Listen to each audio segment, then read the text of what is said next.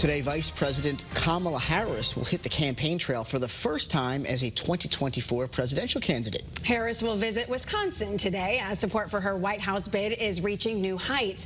Eyewitness News estimates that majority of Democratic delegates across more than half of U.S. states have endorsed her. Now, that's actually enough to potentially win her party's virtual vote next month ahead of the Democratic convention. As a courtroom prosecutor. In those roles, I took on perpetrators of all kinds. Fraudsters who ripped off consumers. Cheaters who broke the rules for their own gain. So hear me when I say, I know Donald Trump's type.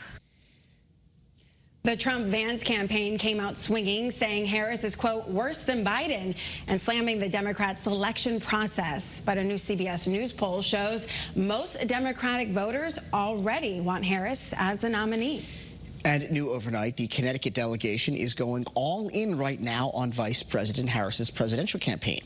In a virtual meeting, all 74 members of that delegation voted to officially endorse her. Now, in a statement last night, the Connecticut Democrats chair said, quote, Connecticut's voters overwhelmingly endorsed Joe Biden in April, and now our delegation is following his lead and supporting Vice President Kamala Harris to be the next president of the United States.